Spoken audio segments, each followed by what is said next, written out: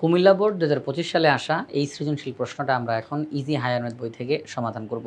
আমাদের easy higher math বইয়ে প্রত্যেকটা প্রশ্নের পাশে একটা করে কিউআর কোড দেওয়া রয়েছে, যেই কিউআর কোডটি স্ক্যান করা মাত্রই ওই নির্দিষ্ট অঙ্কটির সমাধানের ভিডিও আপনারা দেখতে পাবেন, যেটি আপনাদের জন্য অনেক বেশি উপকারী হবে। তাই আশা করব আপনারা সবাই ইজি হায়ার ম্যাথ বইটি সংগ্রহ করে ফেলবেন ইনশাআল্লাহ।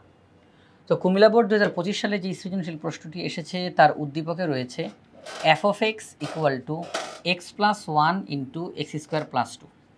f of x equal to x plus 1 into x square plus 2, এটা একটা তথ্য। আরও একটা তথ্য দেওয়া রয়েছে এখানে, p of x equal to x cube minus 6x square plus 5x minus 3, এটা আরও একটা তথ্য। তো এই হচ্ছে দুইটা তথ্য এখানে আমাদের দেওয়া। এই তথ্যগুলোর আলোকে আমাদেরকে প্রশ্নগুলো সমাধান করতে হবে। আমরা এখন সবার প্রথমে ক নাম্বার প্রশ্নের দিকে তাকাই। আমরা ধারাবাহিকভাবে সবগুলো প্রশ্নেরই সমাধান করব। সবার প্রথমে ক নাম্বার প্রশ্নের দিকে তাকাই। ক নাম্বার প্রশ্নে বলছে 3x cube minus a x square plus 4x minus 3 বহুপদীর একটি উৎপাদক হলো x plus 2। 3x cube minus a x square plus 4x minus 3, এই যে একটা বহুপদী দেওয়া, এই বহুপদীটার একটা উৎপাদক হলো x প্লাস 2। তো এ এর মান আমাদেরকে নির্ণয় করতে বলা হচ্ছে। কেন এ এর মান নির্ণয় করতে বলা হচ্ছে? তার কারণ যেহেতু তারা বলছে উৎপাদক x প্লাস 2, তাহলে আমরা সেখান থেকে চলকের মান বের করতে পারবো। উৎপাদক ইকুয়াল টু 0 বলবো, তাহলে x এর মান চলে আসবে -2। তো এই যে x এর মান -2 পেয়ে গেলাম, আমরা এই বহুপদীর মধ্যে x এর মান -2 বসাবো। যেখানেই x দেখবো সেখানেই -2, যেখানেই x দেখবো সেখানেই -2।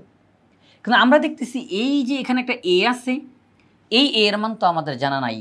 তো তারা বলছে তোমরা এই a এর মানটা নির্ণয় করে আমাদেরকে দেখাও। এখন আমাদেরকে মনে রাখতে হবে, যেহেতু এখানে উৎপাদক শব্দটা ব্যবহার করছে, যখন উৎপাদক শব্দটা ব্যবহার করা হয় তখন এই বহুপদীর মান অবশ্যই অবশ্যই অবশ্যই 0 হইতে হবে। 0 হবে।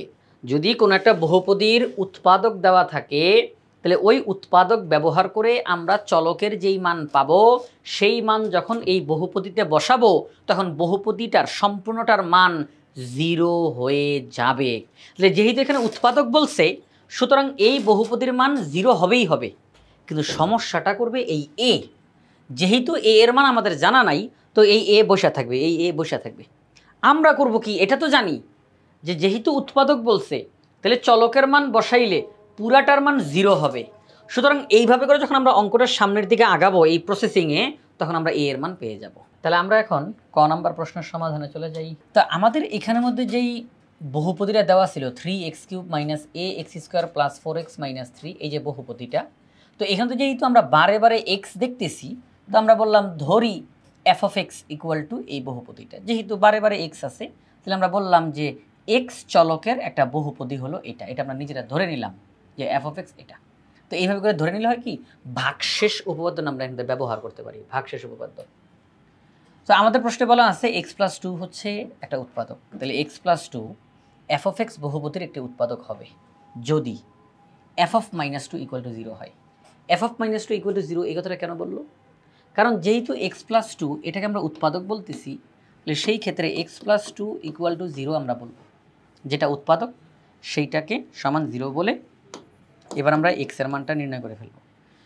এই যে x এর মান আমরা এখন আমাদের এই যে ভাগশেষ উপপাদ্যর যেই ফরম্যাটে আমরা লিখেছি f of x equal to এই বহুপদী, আমরা ওই x এর জায়গাতে এখন -2 বসাবো। তাহলে f of -2 ইকুয়াল টু এই যে যেখানে যেখানে x আছে সব জায়গাতে x এর জায়গায় -2, x এর জায়গায় -2, পুরাটা যখন ক্যালকুলেশন করব পুরাটা অবশ্যই অবশ্যই 0 হবে। তো এই জন্যই বলা হচ্ছে যে x প্লাস 2 উৎপাদক হবে যদি f of -2 ইকুয়াল টু 0 হয়। আচ্ছা, তাহলে আমরা এটা বললাম। তো f of -2 ইকুয়াল টু 0 হতে হবে। তো f of -2 মানে কি? f of -2 মানে হচ্ছে 3 into -2 whole cube minus a into -2 whole square plus 4 into -2 -3। আমরা সেটা বসাইলাম। আসেন ক্যালকুলেশন করি। -2কে কিউব করলে -8 হবে, তার সাথে 3 গুণ দিলে -24, অর্থাৎ 2 কিউব মানে 8, তাহলে 3 8 24, আর মাইনাসটা রয়ে যাবে কারণ কিউবের কারণে মাইনাস উঠবে না।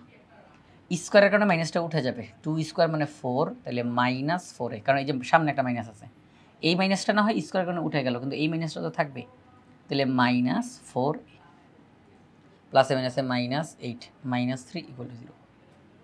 তো সেই ক্ষেত্রে আমরা -4 এ রেখে দিলাম, -24 -8 -3 এটাকে ওই সাইডে নিয়ে যাই। তো -24 এই সাইডে আসলে +24, -8 -3 -11 এই সাইডে আসলে +11। সহজ কথায় আমরা এটাকে এইভাবে করে বলতে পারতাম যে -24 -8 -3 আর -4 ওই সাইডে চলে গিয়ে +4 হয়ে গেল। সহজ কথা, -4 ওই সাইডে গিয়ে +4 হয়ে গেল। তো এটা ক্যালকুলেশন করলে হয় কত, 24 আর 8 32 আর 3 35 -35 = 4a। পরবর্তী লাইনে গিয়ে -35 ডিভাইডেড বাই 4 = a। ব্যাস এই তো রেজাল্ট বের হয়ে গেছে। তাহলে a = -35/4 আমরা এইভাবে করে লিখতে পারি। তার মানে এই অঙ্কটার মধ্যে যদি আমরা a এর জায়গায় -35/4 বসায় দেই আর x এর জায়গায় -2 বসাই, তাহলে আর এই পুরো বহুপদীটা 0 হইতে কোনো বাধা থাকবে না। এই পুরো বহুপদীটার মান 0 হইতে আর কোনো বাধা থাকবে না।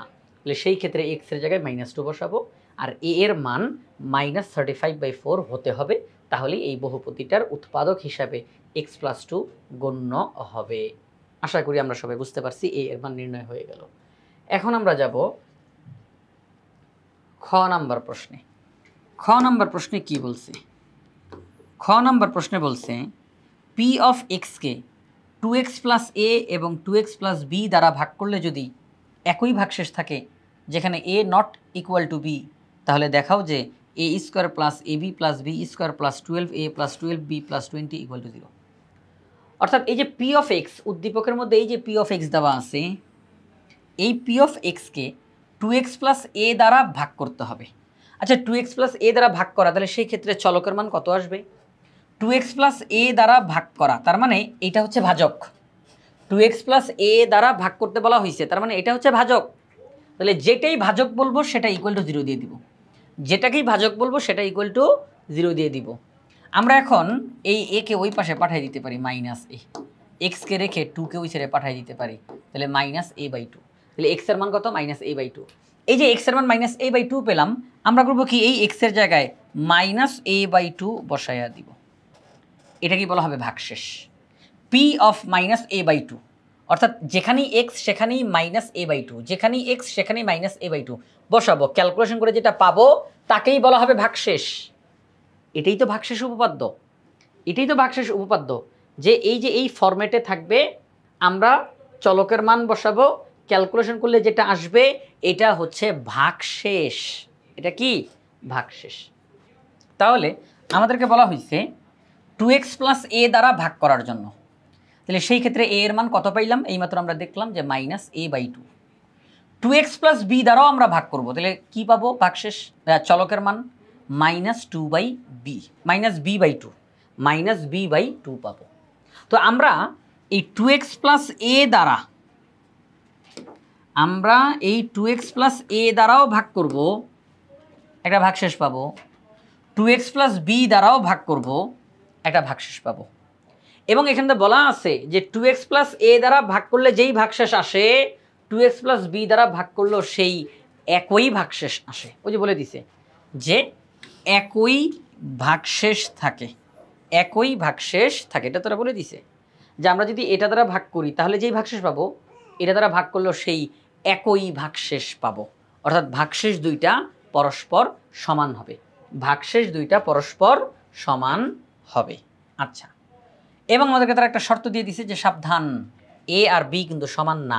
অঙ্ক করতে গিয়ে কিন্তু আবার a আর b কে সমান বানাই দিয়েন না, তারা এখানে সতর্ক করে দিছে। এখন আমাদেরকে অঙ্কটা প্রমাণ করে দেখাইতে হবে a² + ab + b² + 12a + 12b + 20 = 0, অর্থাৎ এই মানটা সমান 0 হবে। তাহলে চলেন আমাদের এখন আমরা ধাপে ধাপে অঙ্কটা করব। কিভাবে করে করব? আমরা p of x K 2x + a দ্বারা ভাগ করব, একটা ভাগশেষ পাবো। আর ভাগ করার সিস্টেমটা কি? সেটা হচ্ছে এই যে 2x + a, এটা = 0 বলবো, কারণ এটা দিয়ে ভাগ করতে বলছে, তাহলে এটা ভাজক, ভাজক সমান 0। তাহলে 2x = -a, তাহলে x = -a/2। আমরা এই -a/2 এখানের মধ্যে বসাবো, আমরা দেখব রেজাল্ট কত আসে, সেটাই ভাগশেষ। এরপর আমরা 2x + b দ্বারা ভাগ করব, দেখব ভাগশেষ কত আসে।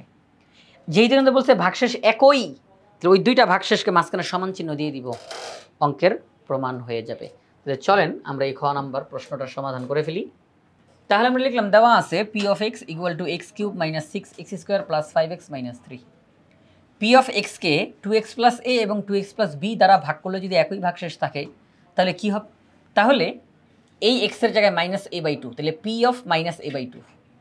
এই এক্সের জায়গায় মাইনাস 2 বাই বি, তাহলে P of minus 2 by B.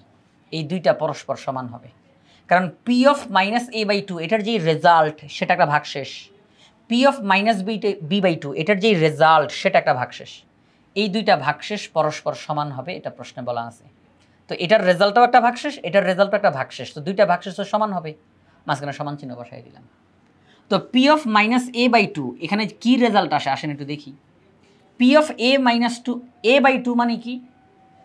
এই যে এক্সের জায়গায় এ মাইনাস এ বাই 2 বসাবো, তাহলে minus A by 2 whole cube minus 6 into minus A by 2 whole square plus 5 into এক্সের জায়গায় মাইনাস এ বাই 2। আমরা এইভাবে করে বসাবো, আমরা যেখানেই এক্স দেখবো সেখানেই মাইনাস এ বাই 2 বসাই দিব। ওকে ফাইন, সমান চিহ্ন দিয়ে দিলাম, সমান চিহ্ন। এবার P of minus B by 2, তাহলে এখন আমাদেরকে আবার পরিবর্তন করা দরকার। কি পরিবর্তন করা দরকার? যেখানেই এক্স দেখব সেখানেই মাইনাস বি বাই 2, যেখানেই এক্স সেখানেই মাইনাস বি বাই 2 আমরা বসিয়ে দিব। এই যে বসাইয়ে দিলাম।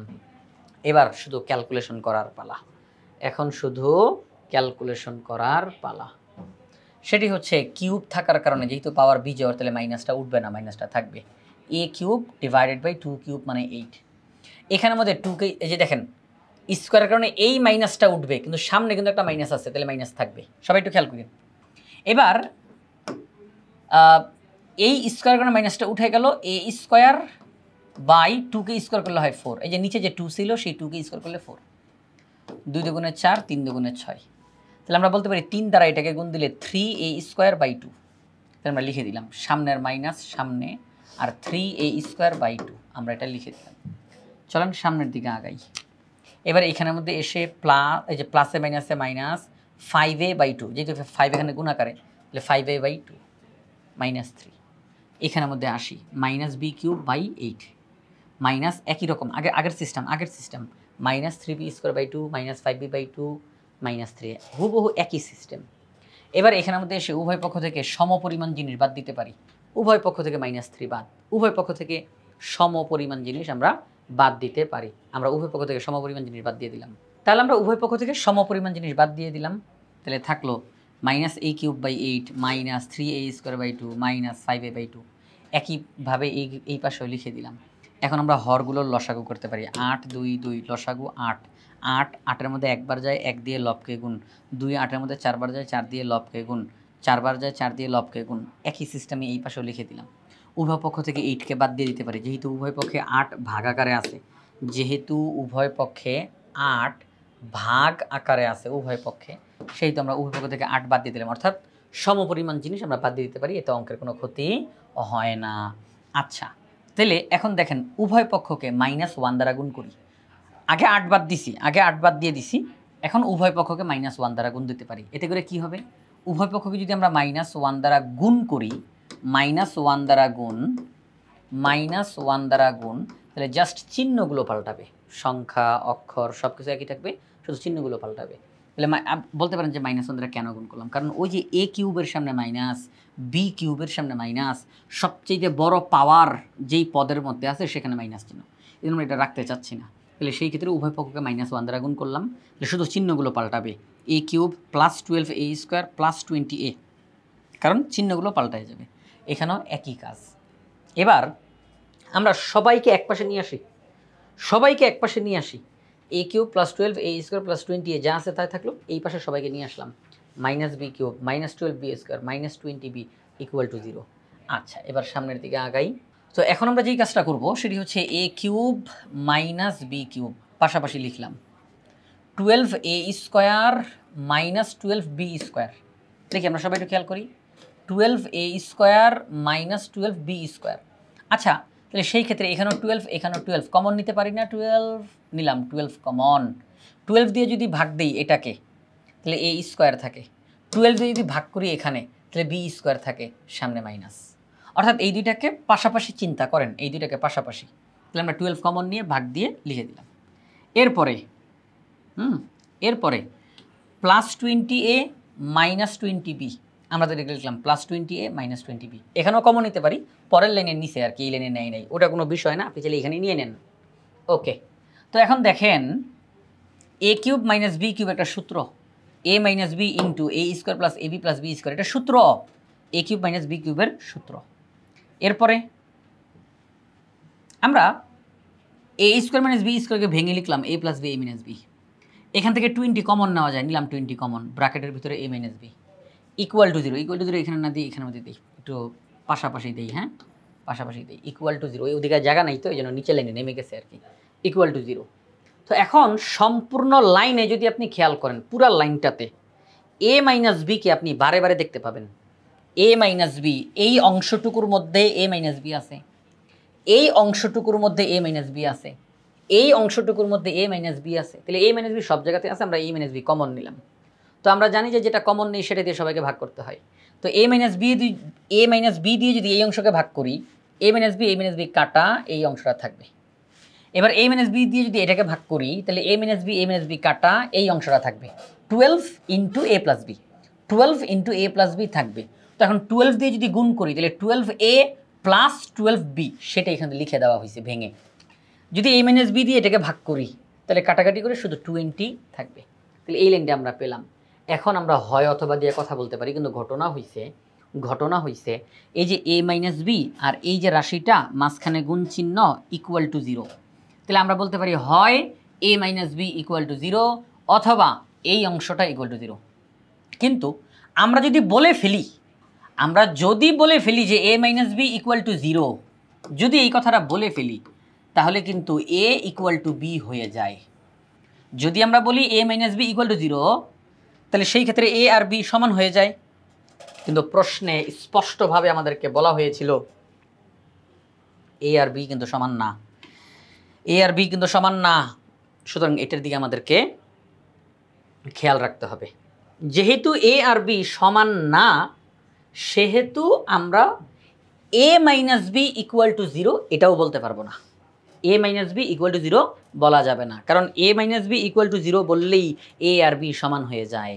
এই জন্য a - b = 0 এটা বলা যাবে না, কারণ এটা আমাদের প্রশ্নে দেওয়া শর্তের সাথে মিলে না, শর্তের বিরুদ্ধে চলে যায়, এই জন্য আমরা এটা = 0 বলবো না। ওকে, তাহলে a - b not = 0। কিন্তু এই অংশটা নিয়ে তো কোনো সমস্যা নাই, তাই না? এই অংশটা নিয়ে তো কোনো সমস্যা নাই, তাহলে এইটা = 0 বলা যেতেই পারে। তাহলে আমরা বলবো a² + ab + b² + 12a + 12b + 20 = 0। আমাদের প্রশ্নে বলছিল এটা দেখাও, তো এই যে দেখানো হয়ে গেল।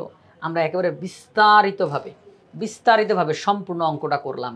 আমরা এখানের মধ্যে 2x + a দ্বারা প্রথমে একবার ভাগ করলাম, ভাগশেষ আসলো, 2x + b দ্বারা ভাগ করলাম, আরেকটা ভাগশেষ আসলো। প্রশ্নে যেহেতু বলা আছে দুইটা ভাগশেষ পরস্পর সমান, এই জন্য আমরা দুইটা ভাগশেষকে পাশাপাশি রাখছি সমান চিহ্ন দিয়ে, যে সমান, এই ভাগশেষ সমান। এবার এই ভাগশেষের মান বের করেছি, এই ভাগশেষের মান বের করেছি, হরগুলোর লসাগু করলাম, যোগ বিয়োগ করলাম, এরপর সবাইকে একপাশে নিয়ে আসলাম, কমন নিলাম, তখন আমরা দেখতে পেলাম প্রশ্নে যেটা আমাদেরকে দেখাইতে বলা হয়েছিল যে এই অংশটা সমান 0, মানে এই অংশটা 0-র সমান, তো সেটা সত্য দেখা গেল যে হ্যাঁ এটা আসলেই সত্য, এটা সমান 0। তো আমরা বললাম দেখানো হলো। আমাদের খ নাম্বার প্রশ্নটাও সমাধান করা শেষ। আমরা এখন যাব গ নাম্বার প্রশ্নে। গ নাম্বার প্রশ্নে কি বলছে? গ নাম্বার প্রশ্নে বলছে x - 2 divided by f of x, এটিকে আংশিক ভগ্নাংশে রূপান্তর করো। x - 2 divided by f of x, উদ্দীপকের দিকে যদি তাকাই, তাহলে এই যে এখানের মধ্যে f of x দেওয়া আছে x + 1 × x² + 2, তাহলে ঠিক এই f of x এর জায়গায় x + 1 × x² + 2 বসাবো। এরপর আমরা ক্যালকুলেশন করব। আংশিক ভগ্নাংশ জিনিসটা কি? যেই ভগ্নাংশটা এখানে দেওয়া আছে, এই যে আমি যখন f of x এর মান এখানে বসাবো, তখন এটা পূর্ণতা পাবে। যেই ভগ্নাংশটা পাবো তাকে যখন আমরা ছোট ছোট কয়েকটা ভগ্নাংশ আকারে দেখাবো, ছোট ছোট কয়েকটা ভগ্নাংশ যোগ করলে এই ভগ্নাংশটা পাওয়া যাবে, তখন ওই ছোট ছোট প্রত্যেকটা ভগ্নাংশকে আংশিক ভগ্নাংশ বলা হবে। আংশিক মানে সেগুলো কেউই পূর্ণ না, আংশিক। এই ভগ্নাংশটার অংশ বিশেষ। এই একটা ভগ্নাংশকে একাধিক ভগ্নাংশ রূপে প্রকাশ করে যোগ করলে এটা পাওয়া যাবে। তখন ওই প্রত্যেকটা ছোট ছোট ভগ্নাংশকে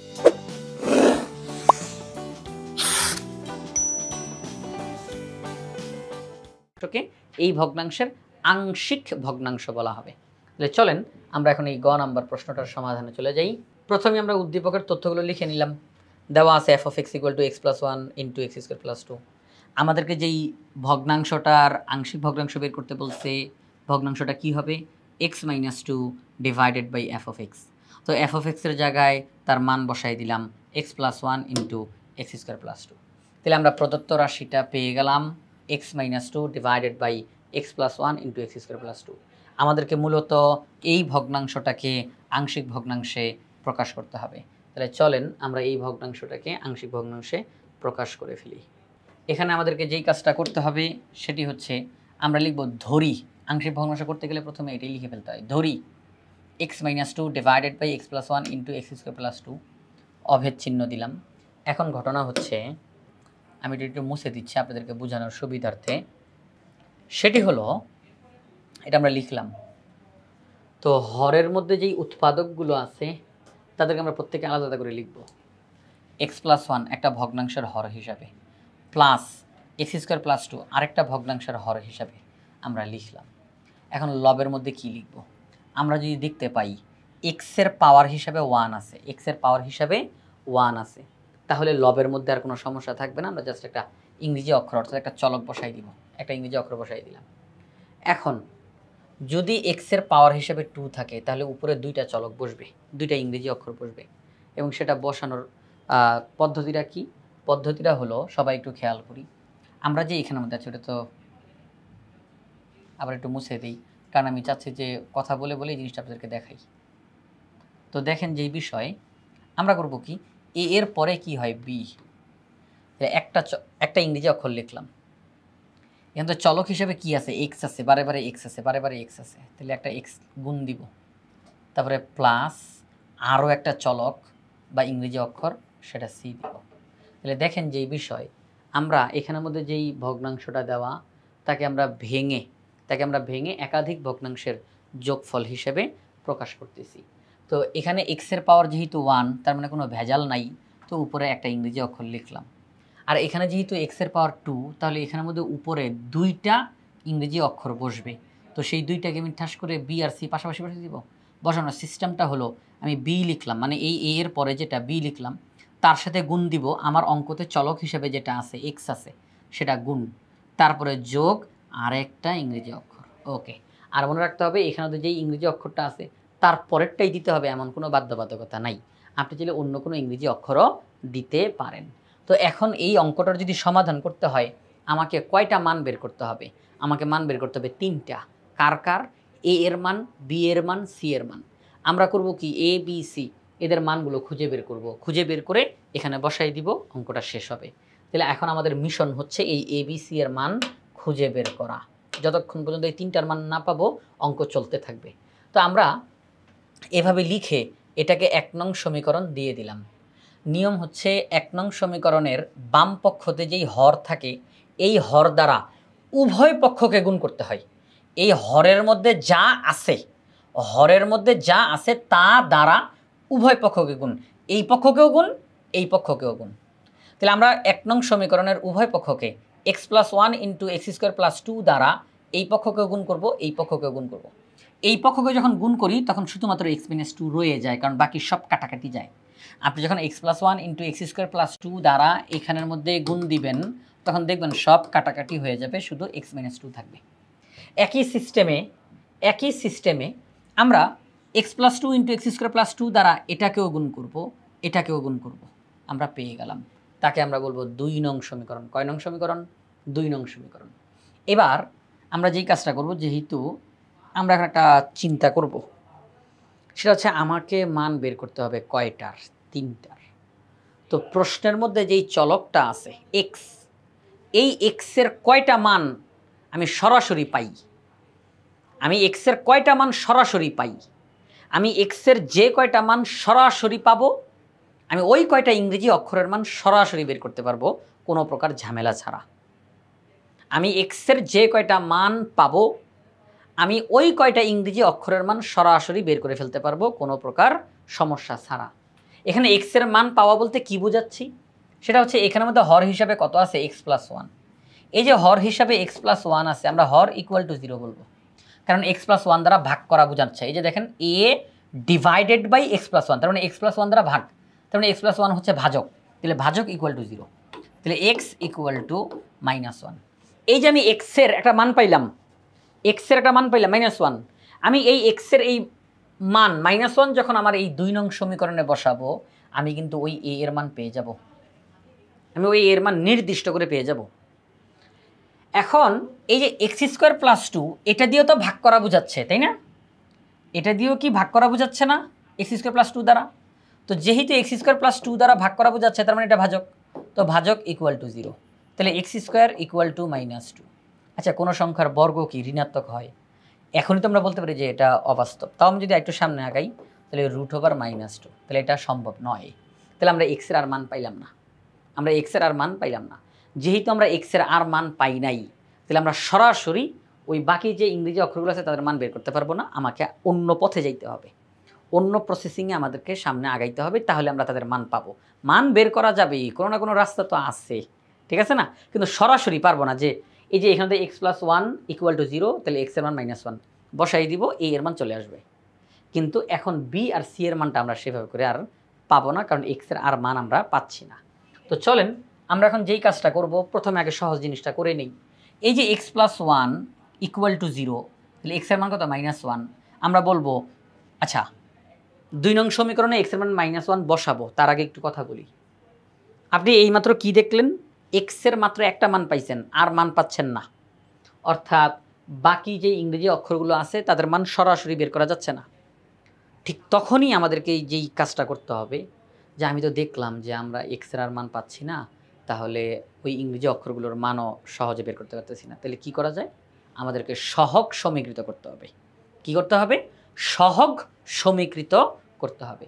আর এই সহগ সমীকৃত করার জন্য আমরা যেই কাজটা করব সহগ নিয়ে কাজ করব। সহগ আমরা এই a দ্বারা এই ব্র্যাকেটকে গুণ করব, x+1 দ্বারা এই ব্র্যাকেটকে গুণ করব।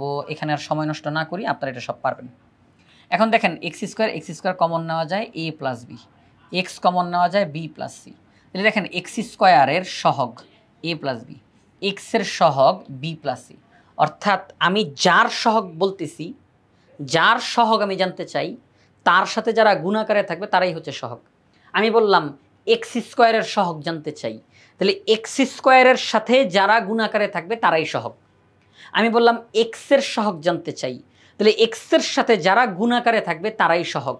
তাহলে দেখেন আমরা দেখলাম x² এর সাথে a + b গুণ আকারে রয়েছে, তাহলে a + b হচ্ছে সহগ। x এর সাথে b + c গুণ আকারে রয়েছে, তাহলে b + c হচ্ছে সহগ। আচ্ছা, তো আমাদেরকে সহগ সমীকৃত করতে হবে, এটা আমরা মাথার মধ্যে রাখবো, এখনই না একটু পরে করব। আমরা এই লাইনটাকে 3 নং সমীকরণ দিয়ে রাখলাম। যখনই মনে আর কি দেখবেন যে অঙ্কের মধ্যে সহগ সমীকৃত করতে হবে, তখনই এই 3 নং সমীকরণ আমাদের সামনে চলে আসবে। অর্থাৎ 3 নং সমীকরণটা মূলত এই সহগগুলোকে সুন্দর করে সাজিয়ে দিয়েছে আমাদের সামনে, এবং কিভাবে করলাম সেটা আপনারা দেখেছেন। এখন আমরা ওই যে আমাদের সহজ যেই কাজটা, সহজ x+1 ইকুয়াল টু 0, তাহলে x এর মান -1, তাহলে 2 নং সমীকরণে x এর মান -1 বসাবো। 2 নং সমীকরণে x এর মান -1 বসিয়ে পাই, তাহলে আমরা এই যে x এর মান -1 এখানে আলাদা করে -2 বসাবো, x এর মান -1 বসাবো। ক্যালকুলেশন করলে আমরা a এর মান পাই -1, a এর মান -1, a এর মান -1 আমরা একেবারে নির্দিষ্ট করে a এর মান পেয়ে গেছি। এখন আমাদের কার কার মান বাকি? b এর মান, c এর মান বাকি আছে। আমরা এখন সহগ সমীকৃত করব। এখন কথা হচ্ছে এই সহগ সমীকৃতটা কিভাবে করে? সহগ সমীকৃত করে হচ্ছে গিয়ে আমরা দেখব আমাদের অঙ্কের মধ্যে চলকের সর্বোচ্চ পাওয়ার কত, সেখান থেকে ওই পাওয়ারটা ধীরে ধীরে এক এক করে কমতে থাকবে, এক এক করে কমতে থাকবে। তাহলে আমি যদি দেখি যে আমার অঙ্কের মধ্যে x এর পাওয়ার সর্বোচ্চ 3, তাহলে সেখান থেকে আরম্ভ করে এবার পাওয়ার এক এক করে কমতে থাকবে, এক পর্যায়ে ধ্রুবপদ। আমি যদি দেখি যে আমার অঙ্কে এখনও একটা ইংরেজি অক্ষরের মান বের করা বাকি আছে, তাহলে সেই ক্ষেত্রে আমরা সর্বোচ্চ পাওয়ারযুক্ত যেই চলকটা তার সহগ সমীকৃত করব। যদি আমরা দেখি যে অঙ্কটা যে আমরা করতেছি, অঙ্কটা করতে গিয়ে দেখলাম দুইটার মান বের করা বাকি আছে, দুইটা মান, তাহলে সেই ক্ষেত্রে সর্বোচ্চ পাওয়ারযুক্ত যেই পদ তার সহগ সমীকৃত করব এবং তার চেয়ে এক ছোট যেটা তার সহগ সমীকৃত করব। যদি দেখি যে তিনটার মান বের করা বাকি, তাহলে সর্বোচ্চটা তার চেয়ে এক ছোট, তার চেয়ে এক ছোট, এইভাবে করে আমরা নিয়ে নিয়ে সহগ সমীকৃত করে অঙ্কটা সমাধান করে ফেলব। তো আমরা এখন যেই অঙ্কটা করতেছি এখানের মধ্যে চলকের সর্বোচ্চ পাওয়ার কত, আমরা দেখতেছি চলকের, এই যে চলক এক্স, চলকের সর্বোচ্চ পাওয়ার হচ্ছে 2। আমরা যেই অঙ্কটা করতেছি এখানে চলকের সর্বোচ্চ পাওয়ার হচ্ছে 2। আচ্ছা, তাহলে এক্স স্কোয়ার তার চেয়ে ছোট এক্স তার চেয়ে ছোট ধ্রুবপদ। তো আমাদের কয়টা মান লাগবে? এখনো আমাদের কয়টা মান বের করা বাকি? এখনো আমাদের দুইটা মান বের করা বাকি, ওই বি এর মান এবং সি এর মান বের করা বাকি, দুইটা মান বের করা বাকি। তাহলে সেই ক্ষেত্রে এখান থেকে আমরা বলতে পারি এক্স স্কোয়ার এবং এক্স এই দুইটার সহগ সমীকৃত আমরা করব। এক্স স্কোয়ারের সহগ সমীকৃত করব, এক্সের সহগ সমীকৃত করব। তাহলে চলেন আমরা এখন এটা করে ফেলি, খুব সহজ আছে, একদম সহজ, একদম সহজ। আমরা লিখলাম 3 নং সমীকরণে এক্স স্কোয়ারের সহগ সমীকৃত করে পাই। কিভাবে করব? আমরা এই 3 নং সমীকরণে এসে চোখ দিয়ে শুধু এক্স স্কোয়ারের দিকে তাকাবো, আর কারোর দিকে না। এই বাম পক্ষ তো এক্স স্কোয়ারের দিকে তাকাবো, ডান পক্ষ তো এক্স স্কোয়ারের দিকে তাকাবো, আর কারোর দিকে না। এক্স স্কোয়ারের দিকে তাকাইয়া তার সহগগুলোকে লিখব। তো বাম পক্ষে দেখতেছি এক্স স্কোয়ার দেখা যাচ্ছে না, কেন? এখানে এক্স স্কোয়ার আসছে কিন্তু দেখা যাচ্ছে না, এই কারণে যে এক্স স্কোয়ারের সহগ হচ্ছে 0। এক্স স্কোয়ারের সহগ কি? 0। কারণ এক্স স্কোয়ারের সহগ যদি 0 হয় তাহলে 0 দিয়ে এক্স স্কোয়ারকে গুণ দিলে 0 হয়ে যায়, ওই 0 আর লেখার কোনো প্রয়োজন পড়ে না, এই জন্য এখানের মধ্যে দেখা যাচ্ছে না এক্স স্কোয়ার, এই জন্য দেখা যাচ্ছে না। তাহলে সেই ক্ষেত্রে আমরা যেহেতু এখানে এক্স স্কোয়ার দেখতে পেলাম না, তাহলে বুঝতে হবে এক্স স্কোয়ারের সহগ 0। আমি যাকে খুঁজতেছি যদি আমি তাকে এখানে ওদের না পাই তাহলে বুঝতে হবে তার সহগটা আসলে 0, এই জন্য তাকে দেখা যাচ্ছে না। তাহলে আমরা সেই ক্ষেত্রে লিখলাম 0 ইকুয়াল টু, এবার এই পাশে আসি, এক্স স্কোয়ারের সহগ a প্লাস বি, এক্স স্কোয়ারের সহগ a প্লাস বি। আচ্ছা, শেষ শেষ এক্স স্কোয়ারের সহগ সমীকৃত করতে গিয়ে আমরা পেলাম 0 equal to a plus B. তো a এর মান -1 জানি না আমরা, তাহলে a এর মান -1 বসিয়ে দিব, তাহলে আমরা b এর মান আমাদের সামনে চলে আসছে। সহজ না সিস্টেমটা? এবার আসেন b এর মান পেয়ে গেছি, তাহলে a এর মান জানি, b এর মান পেয়ে গেলাম, এখন c এর মান বাকি। এক্স স্কোয়ারের সহগ সমীকৃত করেছি, এখন আমরা এক্স এর সহগ সমীকৃত করব। এক্স এর সহগ সমীকৃত করার জন্য আবার সেই 3 নং সমীকরণে ফেরত আসব। এখন এসে আমরা শুধু এক্স এর দিকে তাকাবো, শুধু এক্স এর দিকে তাকাবো।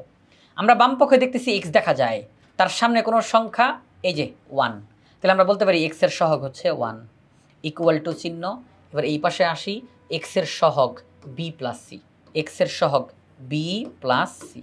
আচ্ছা, বি এর মান আমরা জানি না, তাহলে বি এর মান বসাই দিলেই সি এর মান চলে আসবে আমাদের সামনে। চলে আসছে সি এর মান, সি এর মান চলে আসছে আমাদের সামনে, হ্যাঁ, সেটা হচ্ছে 0। সি এর মান কত? 0। তাহলে আমরা এ বি সি সবার মান পেয়ে গেছি।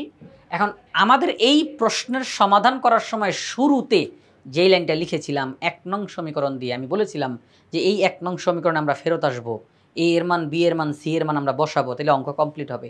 সেই 1 নং সমীকরণ আমরা আসলাম, আমরা বললাম এ বি সি এর মান 1 নং সমীকরণে বসিয়ে পাই, সমীকরণটা লিখলাম এ এর জায়গায় -1, দেখেন একটু মনে করে দেখেন a divided by x plus 1 plus b x plus c, এরকম ছিল কি না?